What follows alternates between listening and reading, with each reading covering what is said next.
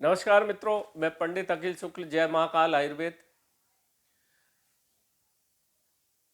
मेरा mobile number आपको सबको पता ही है, 9165823800।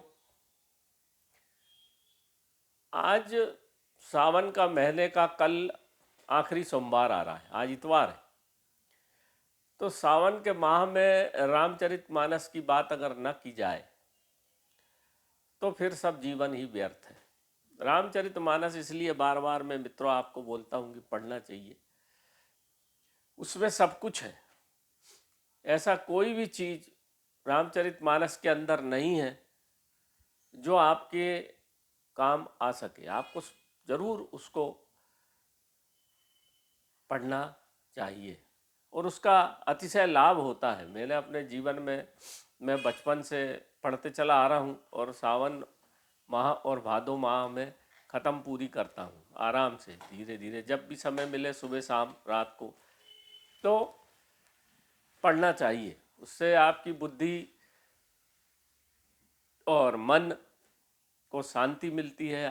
क्योंकि हम देख रहे हैं जीवन में नाना प्रकार की परेशानी हर घर में है और आप लोग उन उपायों की पूर्ति हेतु पूरे भारत में घूमते रहते हैं और उसका ही लाभ उठाकर आपको 90% लोग तो बेवकूफ़ ही बनाते हैं, परेशान होते हो, उसका कोई लाभ मिलता ही नहीं। देख रहे हैं हम कितने बड़े बड़े बहुत सारे बाबा पैदा हो गए आजकल।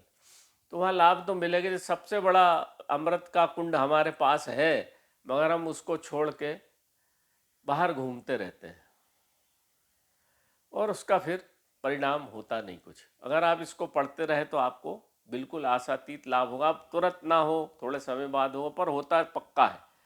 मन को संतोष उसमें बाबा तुलसीदास ने, मैंने आपको जैसा बताया था कि वो साबर मंत्र है, मंत्रों का गुच्छा है। और क्या मंत्र चाहिए, और कौन मंत्र देगा उनको? जो लोग प्रवचन कर रहे हैं वो भी तो वहीं से प्राप्त किए हैं, तो आप भी वहीं से प्राप्त कर लो भैया। दूसरे आदमी के एजेंट की जरूरत नहीं पड़ती। भगवान एजेंट नहीं रखता, कभी डायरेक्ट संवाद करता भगवान, क्योंकि आपके अंदर भी ब्रह्म है और ऊपर भी ब्रह्म है। ब्रह्म से ब्रह्म का सीधा संवाद होता है। इसमें बीच में किसी चमचे की या किसी पिए की आवश्यकता नहीं पड़ती भगवान को, है ना। तो ये बिल्कुल आप मान के चलिए। क्या बुद्ध भगवान को कोई ने ज्ञान दिया क्या? सीधे प्राप्त हुए। बुद्ध, महावीर, कबीर, लाओ त्सो, जो भी बड़े बड़े संत हुए, विदेश में भी भारत में भी, सीधा संवाद है उनका। हमारे बड़े बड़े ऋषि मुनि, उनका सीधा कहना है कि आप सीधा भक्ति भाव से हरि भजन करने से सब कुछ प्राप्त होता है।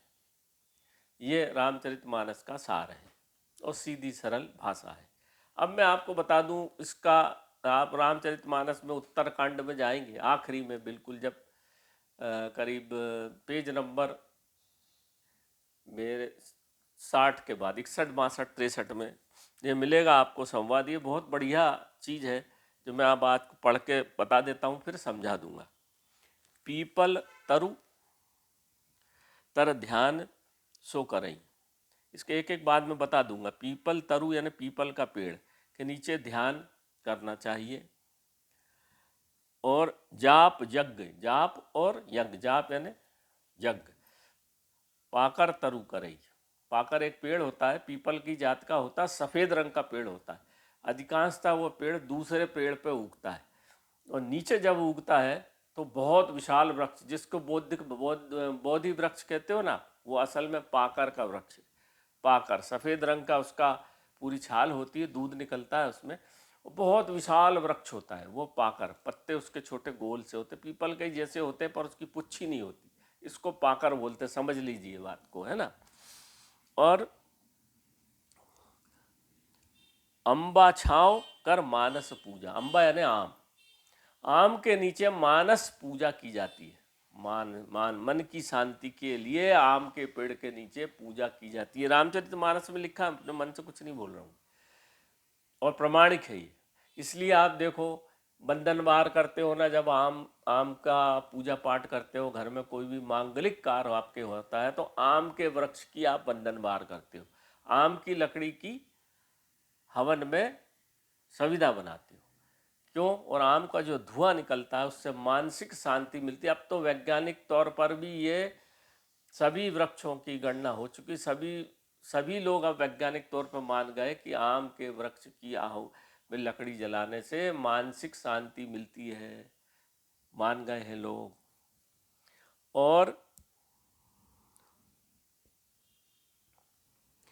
इसमें लिखा है, तज हरि भजनु काजु नहीं दूजा, इससे बढ़िया भजन का कोई दूसरा उपाय नहीं है। ये तो हो गई 4 बात, अभी मैं और बताऊंगा इसको। बर तरु बट यानी बर यानी बट, बर तरु करही हरि कथा प्रसंगा। हरि की कथा का प्रसंग अगर करना है तो बट वृक्ष के नीचे करना चाहिए। आप देखो जो भी कथा है, आप सत्यनारायण भगवान की कथा भी बट वृक्ष के नीचे कही गई। तो कोई भी कथा जो करना है बट वृक्ष के नीचे करना चाहिए। आवई सुनई अनेक विहंगा, आके सुनते हैं बहुत सारे विहंग यानी पशु पक्षी, और पशु पक्षी जो संपूर्ण ब्रह्म है वृक्ष के नीचे। इसलिए मैं बोलता हूँ कि बट वृक्ष का बांधा, पीपल का बांधा, आम का बांधा, आम का बांधा घर की सुख शांति के लिए होता है, मैंने आपको जैसा बताया भी था। विहंगा यानी विहंग यानी पूरे ब्रह्म ब्रह्म के अंदर जितने भी पशु पक्षी, राम भगवान के अंदर सब ब्रह्म समाये हुए हो, और एक ब्रह्म के अंदर अनेक ब्रह्म है। तो वहाँ पर जब आप बट वृक्ष के नीचे कोई कथा पूजा करते हैं तो वहाँ आके भगवान सुनते हैं कथा आपकी। रामचरित्र विचित्र विधि नाना, रामचरित्र में विचित्र विधियां हैं एक से एक। अब मैं थोड़ी सी बता दूं, नहीं तो बहुत लंबा समय लगेगा। रामचरित्र विचित्र विधि नाना, प्रेम सहित कर सादर गाना। प्रेम के साथ रामचरितमानस का पाठ अगर इन देखा इनके नीचे गाया जाए, पढ़ा जाए, तो उसको आतसीत लाभ, आशातीत लाभ होता है। राम मंत्र का जाप करना है, पीपल के नीचे करिए, बट वृक्ष के नीचे कर। अब लाओगे कहाँ से? इसीलिए जब पूजा विधान होती है, जब आपके घर में कथा होती है, रामचरितमानस का पाठ होता है, तो एक चौकी के ऊपर दरबार सजा दिया जाता है। दरबार जरूर सजाइए, मगर उसमें पीपल की और आपका पीपल की, आम की, और जो आप पाकर इसकी और बट वृक्ष की एक एक डगान लाके, छोटी छोटी इतनी बड़ी बड़ी डगान लाकर, नहीं मिले डगान तो पत्ते रखिए, इसलिए आम का पत्ते वो लोटे में रखते। नहीं मिले तो लोटे में आप ये चार लोटे, 4 नारियल रख दीजिए, उसमें चारों प्रकार के पत्ते रख के, अंदर पैसा सिक्का रख के, और कलश बना के, 4 कलश जरूर रखना चाहिए ये। तब भगवान स्वयं वहाँ आके ये कथा सुनते हैं और उसका आशीर्वाद मिलता है। नहीं तो फिर आपने दिन भर रात भर रामचरितमानस करा दिए, उसका लाभ नहीं मिलता। ये गोपनीय चीज़ है, आपने देखा होगा।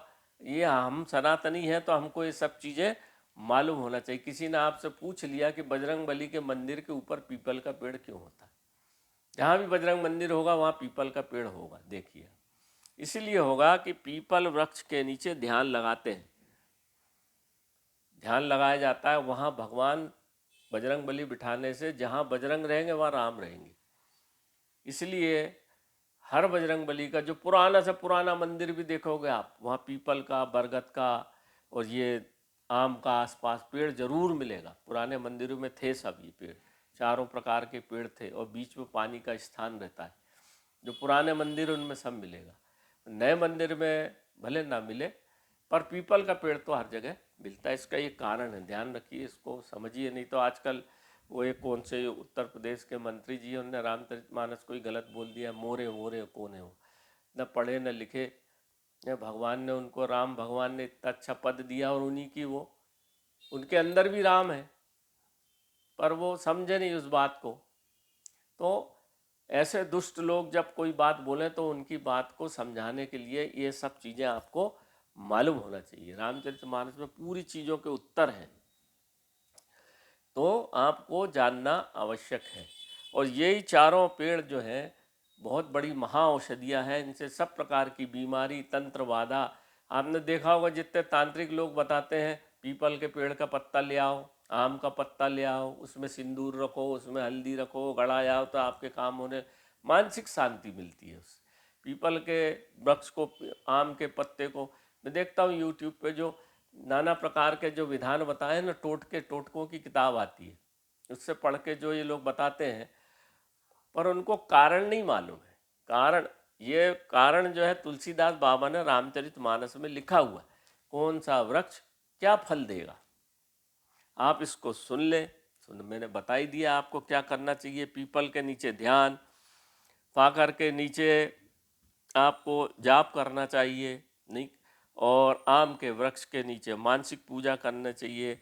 बट वृक्ष के नीचे रामचरितमानस या कोई भी कथा आपको करना चाहिए। नहीं पत्ता मिलता, नहीं पेड़ वृक्ष है, तो कम से कम उनकी एक एक डगान तो आराम से मिल जाती। रखिए, कलश बनाइए, फिर करिए पूजा। आपको देखो आशातीत लाभ मिलेगा ही, निश्चित रूप से मिलेगा। और फिर जब हवन करें तो इनमें सूखी लकड़ी इनकी जो तोड़ के नहीं लाना, गीली लकड़ी हवन में कभी नहीं डाली जाती, ध्यान रखना। हवन जो कराते हैं, मैं देखता हूँ पंडित जी सब विधि ठीक नहीं है उनकी। कभी भी हवन में धुआं उठे तब आहुति नहीं डालना। धुएं में डाली गई आहुति राक्षसों को जाती है। और धूप की आहुति, कंडे की आहुति की बात नहीं कर रहा मैं, हवन की आहुति। जब हवन विशेष कार्य के लिए होता है तो उसमें लौ उठना चाहिए, उसी में आहुति भगवान खुद अग्नि देवता ले लेते हैं। धुएं में आहुति नहीं स्वीकार करते हो, राक्षस स्वीकार करते। हर जगह सकारात्मक और नकारात्मक चीज़ें हैं, सापेक्ष चलती है दुनिया। बुराई भलाई, अच्छा बुरा, पाप पुण्य, सब सापेक्ष गति से पूरी दुनिया का संचालन होता है। तो इसको समझ लीजिए। और इसी के अनुरूप जब आप सूखी लकड़ी ले आइए, पाकर की मिल जाती है, पेपर, ये इसको फेफर भी बोलते हैं, पाकर फेफर दूसरे पेड़ पे होता है, इसको छाती का पीपर भी बोलते हैं। इसमें बहुत ज़्यादा औषधीय गुण होते हैं, तांत्रिक गुण होते हैं। और रात में इसको देखो तो आप डर जाओ, भूत सरी का लगता है, सफ़ेद सफ़ेद खड़ा हुआ दूसरे पेड़ पे, तो चमकता है। इसके दूध से पारद का बंधन होता है। सफ़ेद वृक्ष होता है, हरा सा सफ़ेद सा वृक्ष होता है, विचित्र, बहुत डरावना लगता है। रात के जंगलों में अगर जहाँ होता है ना, वहाँ डर लगता है इसके पास जाने में। तो ये पाकर का वृक्ष बड़ा गुणकारी है, इसकी भी आप ले आइए। और पीपल की, बरगद की, पाकर की लकड़ी लाके, और आम की, इसकी संविदा बना के इसमें हवन कुंड में, और छोटी छोटी लकड़ी रखिए आप, 11 रखिए, 21 रखिए टुकड़े, शुद्ध घी में पूरा डुबोइए। और राम से या जो भी आप कौन सी हनुमंता या ओम नमः शिवाय, जो भी हो, नमः शिवाय से ही करिए। पंचाक्षर मंत्र बहुत बड़ा है। सावन के महीने में कल सोमवार है, तो हवन कर दीजिए। आपके घर की, उसका जहाँ जितने एरिया में उसका धुआं जाएगा, वहाँ से हर प्रकार का अपयश चला जाएगा। इसको करिए, और हर सावन और भादों के हर सोमवार को कर दीजिए।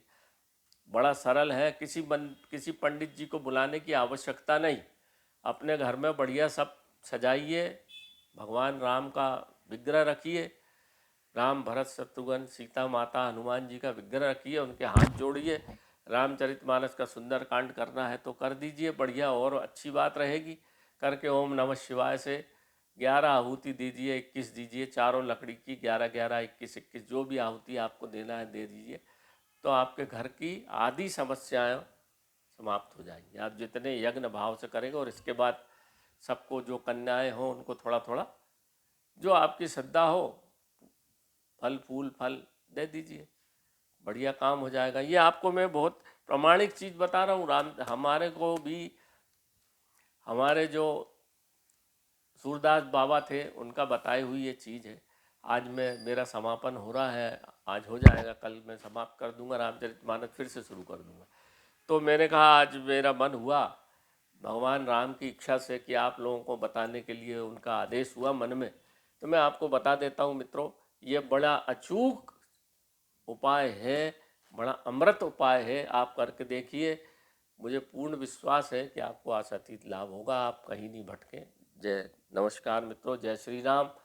आप मेरा मोबाइल नंबर 9165823800।